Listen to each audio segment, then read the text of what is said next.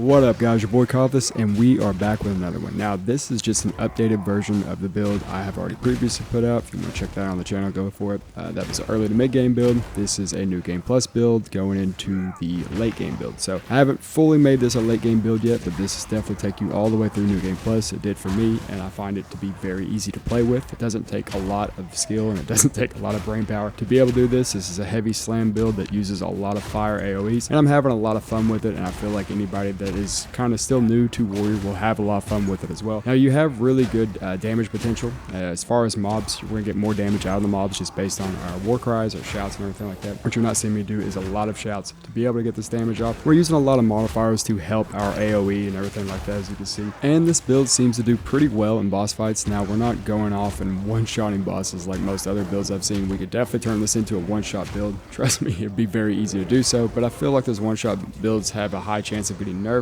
We know how things go in games, and you know, dev teams just don't like stuff like that. So I'm trying to keep it as easy and put together as possible. But you can see we're doing a lot of damage, and we don't need the Hammer of God to be able to do all that damage. We can just keep doing rolling slam. Let's go ahead and get into the build, guys.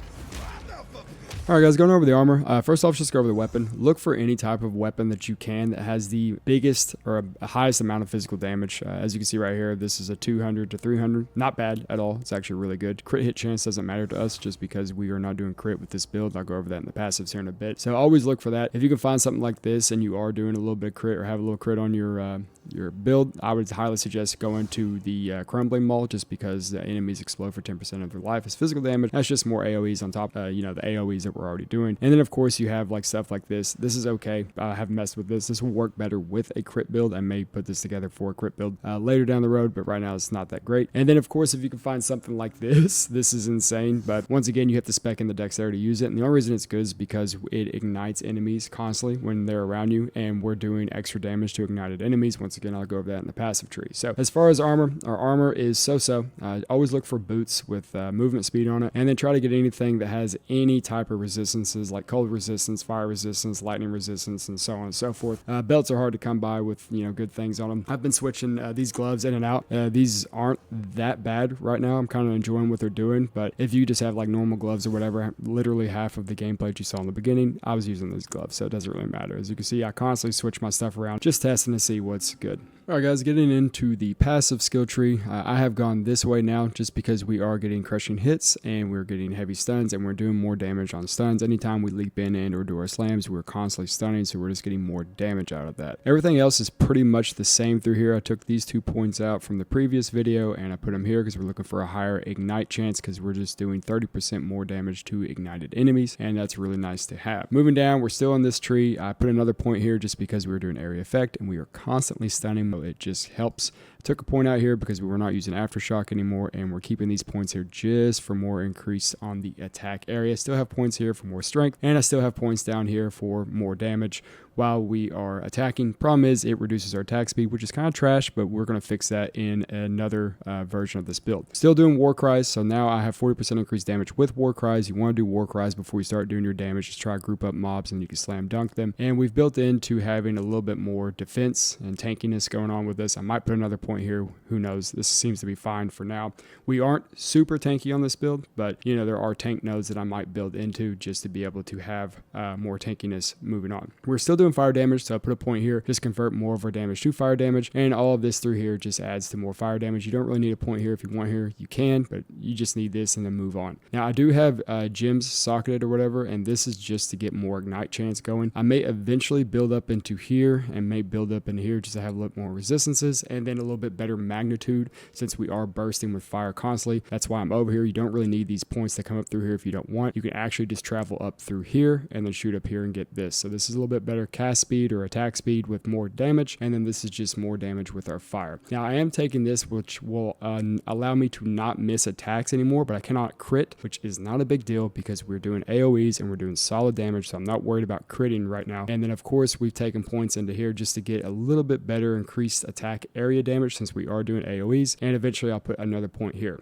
Now going into the future, I'm probably going to do a little bit better with skill speed and stuff like that, and quite possibly build into attack speed just to be able to get things rolling a little bit better, because right now we are swinging very, very slow, and I would like to fix that. So going into the future, I'm definitely going to do more attack speed, and I'm probably going to start building into maybe armor breaking off stun and stuff, so we can just get a little bit more damage on enemies that are stunned and armor broken. And then late game, I'm going to try to do Giant's Blood just so we can dual wield weapons and or have a two-hander and a shield just to get more out of it. And then, you know, eventually maybe build into some more resistances if we can.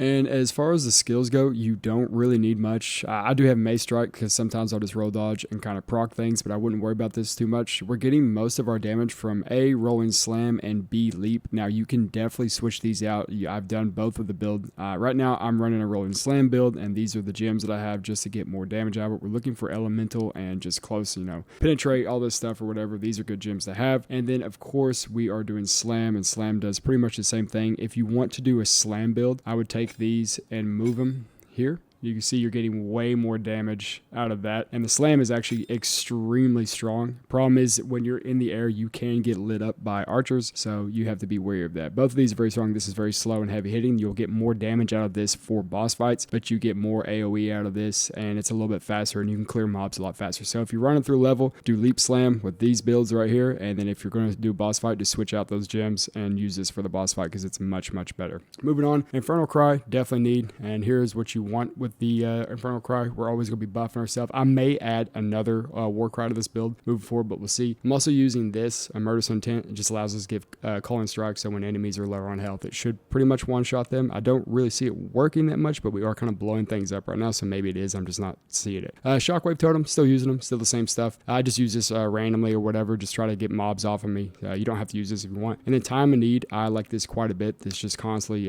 helps us, gets curses and ailments off of us, and also gives us a little bit of life back. It's quite nice to have, but you do not need this at all. Herald of Ash is kind of a must for this build, and I have to where we get life per second and life on kill. So these are two that you definitely want in this. I really love Herald of Ash. If you're not using that, that's fine. You don't have to, but it works very, very well with the way that we have the build set up. And then we have Hammer of Gods as pretty much our ultimate that you can just drop down. Now, we don't want anything that takes away from the elemental damage, so make sure you have things on that just do maximum damage. Don't put Brutality on. If you put Brutality on, it will take away from your overall damage, and this will not hit that hard at all. And of course, we're just using Volcanic Fissure still, and all I'm doing is breaking armor with Volcanic Fissure, and I'm hitting enemies with it before I do the ultimate just to ignite them. That way we're getting more damage out of our Hammer of Gods because they're ignited, and we're getting that 30% increase to damage on top of everything else that we are currently doing. Alright guys, that pretty much sums it up. If you enjoyed it, please like, subscribe, and comment. It helps this channel out a lot, and it helps me out a lot. In the future, I'm going to continue to work on this build. I'm probably just going to make some minor changes to it because I want to be able to start pushing higher tiers when you get to the late game content. I'm already doing stuff like that. I'm able to do like 3s and 4s right now with this build, but I'm only like a level 60 something, so I feel like I need to make a full-on late game build. I think the max level is 100, so I'm trying to map things out and see what I can get out of this. I know I can get a lot more damage. I definitely need more attack speed, and I feel like I can proc more damage based off armor breaking, so we'll see how that goes. Anyways, you guys have a great day,